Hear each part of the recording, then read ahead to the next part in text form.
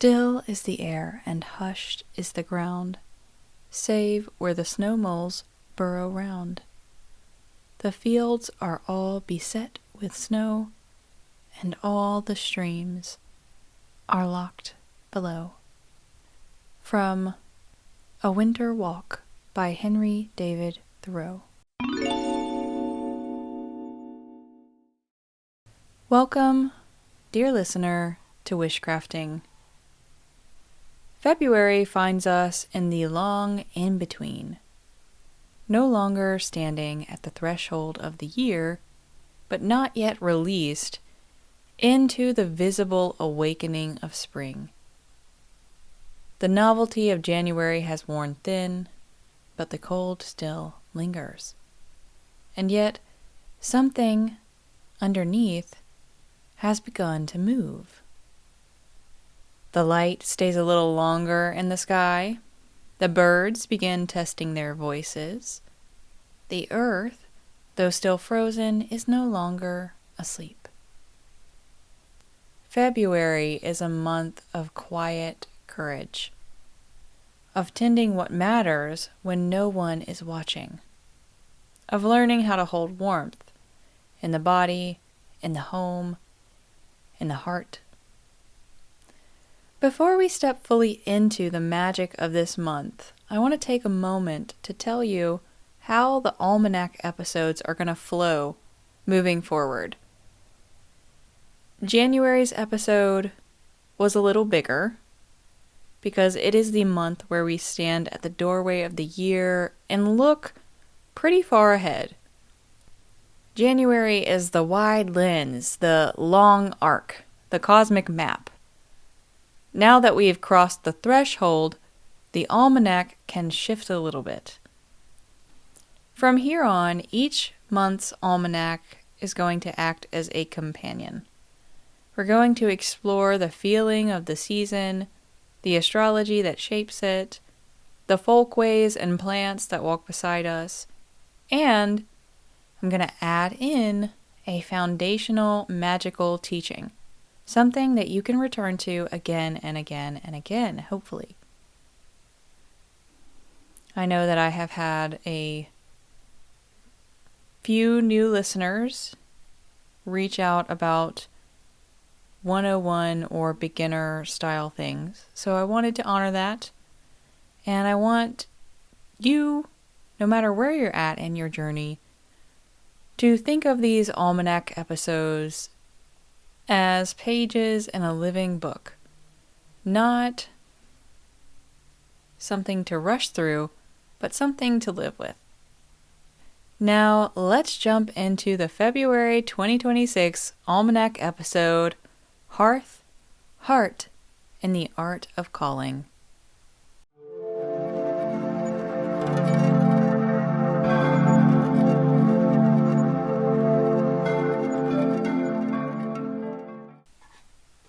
My dear listener, historically, February was a pretty hard month. In agricultural societies, it was often the leanest stretch of winter. Stores were thinning, storms were dangerous, livestock needed constant care. This was not a month for extravagance. It was a month for endurance. And yet, February has always carried a spark of devotion. This is the time of year when seeds were counted and plans were whispered. Tools were mended, hearths were cleaned, and the work of survival was paired with hope. Spiritually, February asks us to care without rushing, because devotion itself is magic. With that in mind, I think I hear the cosmic cauldron starting to bubble. Let's go see what's in store for this month. This month opened under a full moon in Leo on February 1st, Imbolc. And this is no small thing, because Leo is the sign of the heart, of creative fire, of visibility, and of courage. A Leo full moon illuminates where we're being asked to show up fully, even while winter still grips the land. Leo reminds us that warmth is not passive, but rather something that we generate. This full moon invites an honest reckoning with how we express ourselves and whether we're living in alignment with our creative truth. At the release date of this episode, the full moon will have already passed, but we will still be feeling its effects. So you can still ask yourself, where are you dimming yourself to survive? And where is your heart asking to be seen anyway? Just a few days later, on February 4th, Uranus stations direct in Taurus. This is important. As I mentioned in January, Uranus's long transit through Taurus has been one of the most disruptive and revelatory movements of recent years, reshaping our relationship to money, land, labor, food, and bodily security. When Uranus moves direct, what has been simmering beneath the surface begins to act outwardly. Uranus will make its final moves out of Taurus in April this year, which I think I forgot to mention in January's episode. It's going to do this thing that planets do because they never really just move one way. And it's going to do this back and forth dance between Taurus and Gemini for a few more months. So during this time, expect clarity around instability, wake-up calls around comfort, and expect innovation where stagnation once lived. But I especially want to invite you to really pay attention to how this energy moves for you. Where do you feel tension, and where do you find fluidity? This movement between signs is not chaos for chaos's sake. It is a demand for truth in our foundations. But this is not the movement that shapes the month, because in the heart of February, the undeniable gravitational center arrives on February 17th, with a new moon and solar eclipse in Aquarius, which is a big one, because eclipses are course correctors. They end things that can no longer continue and initiate paths that we might not yet understand. Eclipse energy is liminal, cosmic, and packed full of divinity. Eclipse energy can come in like a hammer, or subtle like a cool breeze. This eclipse is in Aquarius. Aquarius governs authenticity, collective evolution, and the future that we are all building together. This eclipse asks us to step out of inherited scripts and into conscious participation with the world we are shaping. Something may leave your life suddenly, or it might suddenly arrive and feel inevitable in hindsight. So pay attention to what happens during this eclipse, before and after, because they give us revelations, and they give us the cosmic pause to face them. And finally, on February 26th, Mercury stations retrograde. This slows the month's momentum and invites in reflection. Communication, plans, and decisions may need revision here. Rather than pushing forward, it's a time to listen, review, and clarify. February, astrologically, is not about speed. It's about alignment. That's all I have for the Cosmic Cauldron. Just a little bit this month. The eclipse is sure to be very interesting. And with the eclipse and with retrograde, my biggest advice to you is to just really show up for yourself and open yourself up to see the patterns and see what might be shifting for you. You're getting this information at the beginning of the month, so you can start to really hone in and pay attention now. And by the time the middle of the month comes, you'll be so tuned into your energy, you'll be able to spot those patterns and spot what's coming up for you from a mile away. Another thing that Aquarius is about is the individual as a part of a group. Aquarius can get a rep for being too independent, but they are just trying to figure out what their place is in the community and how they can make themselves better and thus the community around them better.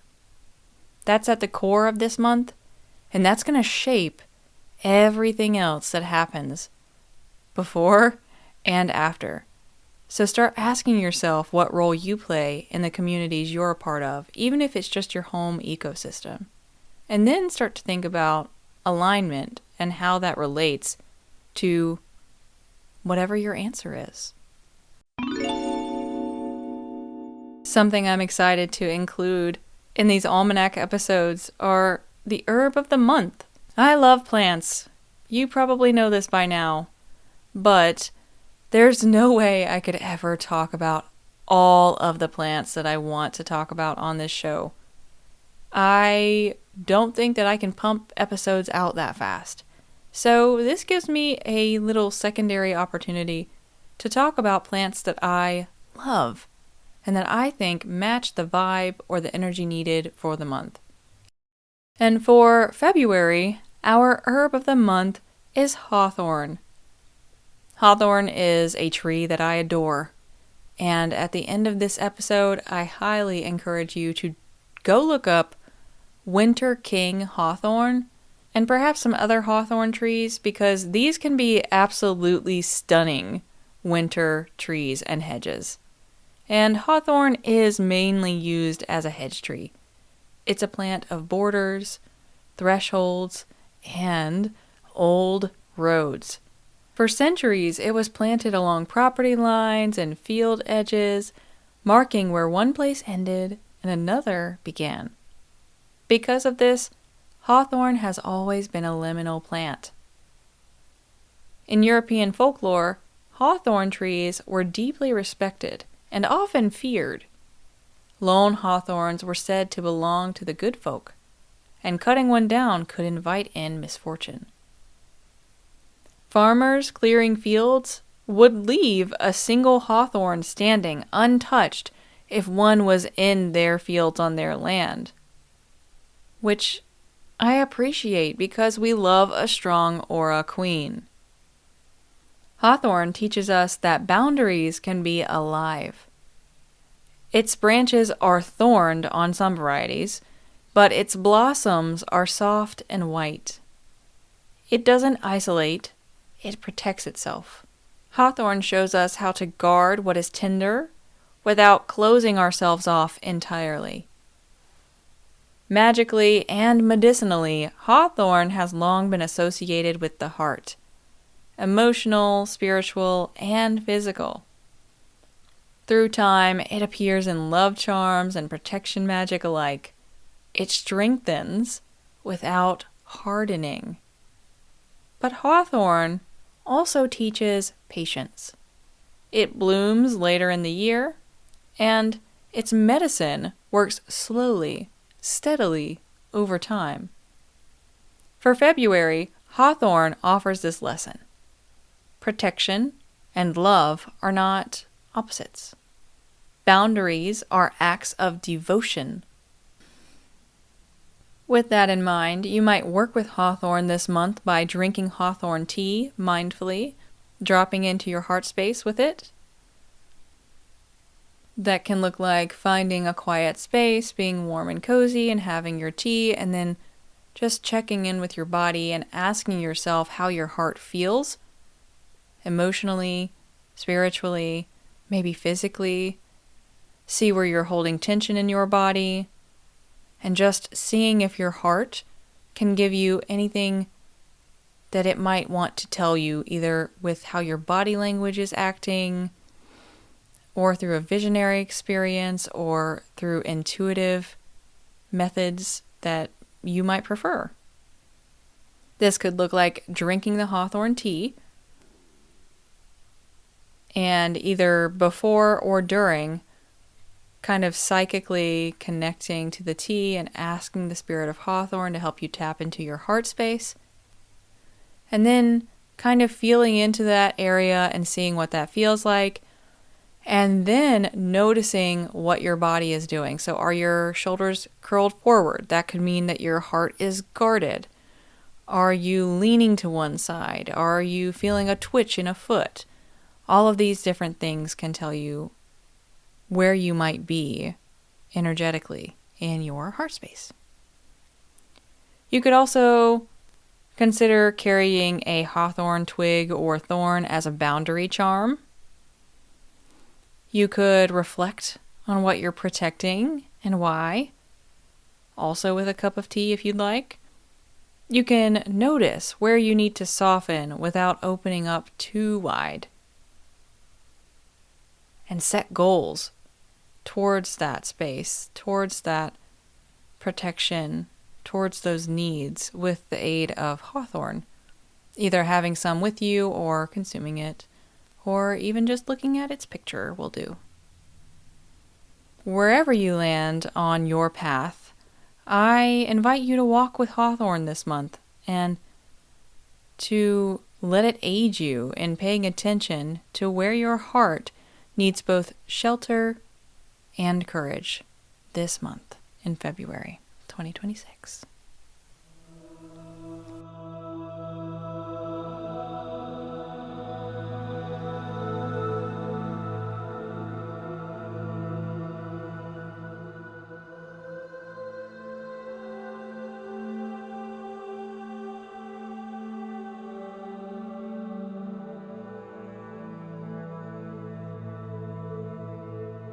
We've called the corners and invited the elements in, so it's time to gather in the Learning Circle, the segment of the Almanac episodes where we are going to learn a little bit about the basics or revisit them if you are a seasoned practitioner.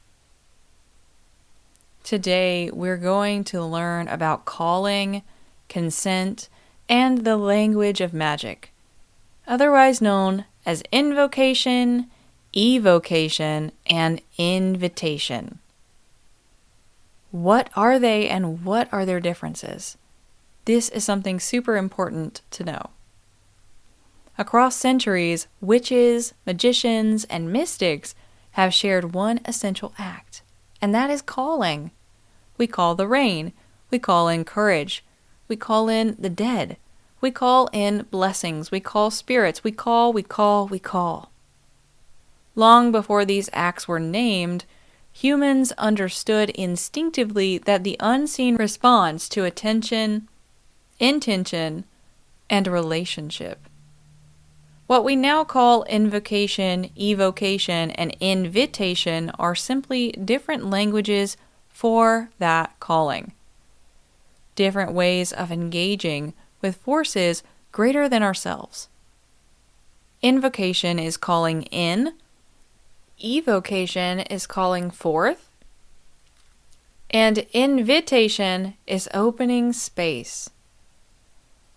Invocation is intimate. It aligns with a quality, deity, or force and allows it to move through thought, emotion, and action. When a warrior invokes courage, or a priestess invokes the goddess, the body itself becomes the vessel. Now, evocation is relational. It calls something to appear as an other, not to merge, but to meet. Ancestral rites, spirit houses, and ceremonial magic all live here. Evocation requires clarity and boundaries, not to dominate, but to honor distinction. And then there's invitation. Invitation says, you are welcome here if you choose. This is the magic of offerings, ceremonial fires, hearths, whispered prayers, and so much more. An invitation creates conditions without force. It trusts relationship over command. And I think this matters.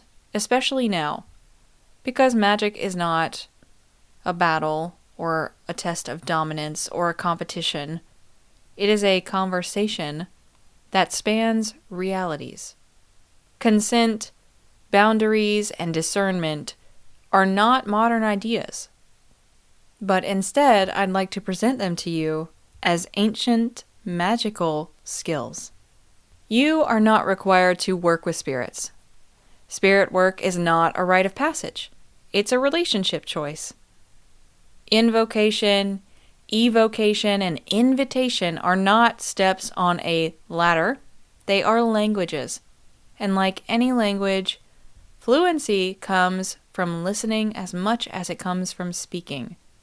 So just remember that magic is not about how loudly you call. It's about how prepared you are to hear the answer. Before we leave the circle, I want to share with you this month's practice. For this month, I want you to choose one of the languages of calling and to practice it intentionally. For invocation, you could light a candle and invoke a quality into yourself. Courage, calm, devotion, your choice. And then live as though it has answered. Bonus points if you light this candle in front of a mirror and say affirmations that align with whatever you chose. For invitation, leave a small offering and release expectations from that offering. This could be an offering to your house, to the nature spirits outside, to a deity, a spirit, or even to a friend. For evocation, I want to invite you to light a candle just like you did for invocation, but instead of calling it to yourself, whatever you would choose, courage, calm, devotion, ask clearly and respectfully for the energy of that you're calling in to surround you as you walk that day or the next day. Or you could also ask for it to surround you while you sleep so that you may wake inspired with that kind of energy. For example, if you ask for peace, you might have the best sleep of your life surrounded by peace, and then tomorrow you get to experience what peace feels like when you're being in relationship with peace, because it's not coming from necessarily within you, but you got to experience it outside of and around you, and then walk in co-creation, in relationship with the energy of peace. Alternatively, if that doesn't call to you, I invite you to go find a place that is outside of your home that you like, and you can do this from your car, because I know it's cold outside. And just ask respectfully and gently in your mind for the spirits of the land that you are on to make themselves known to you if it pleases them. And if you feel a shift, great. Thank them before you leave and tell them you appreciate them showing up. Bonus points if you leave a nature-safe offering. This works really well with bodies of water, I have found, and parks that you may pass by all of the time. And land spirits are not scary. They're not to be scared of. They are curious more than anything. But that's another conversation. Whichever one you choose, I want you to journal about it afterwards. What changed when you called? And what did you notice when you listened? Call and listen. Call and listen. Maybe you don't take one of my suggestions, but you have one of your own. Do that this month, because February is a really good time to practice calling and listening and calling and listening and building that relationship with your power and the world around you. And with that, the learning circle is closed. My dear listener, February is not asking you to bloom yet. It's asking you to prepare the ground. to tend the fire, to protect what is tender, to listen carefully to what is calling, and to what is being released. In that listening, you'll find the answers you're seeking, you'll find clarity, you'll find peace, you'll find direction, you'll find warmth, and so much more. This year in February, may your hearth stay warm, may your heart stay protected but open, and may what is quietly growing beneath the surface find its time to rise. My name is Wishamaya. Thank you so much for listening to this episode. I hope you enjoyed it. If you want to talk with me or find more of my work, you'll find how to do that in the show notes. Until next time, don't forget to keep your roots deep and your dreams wild.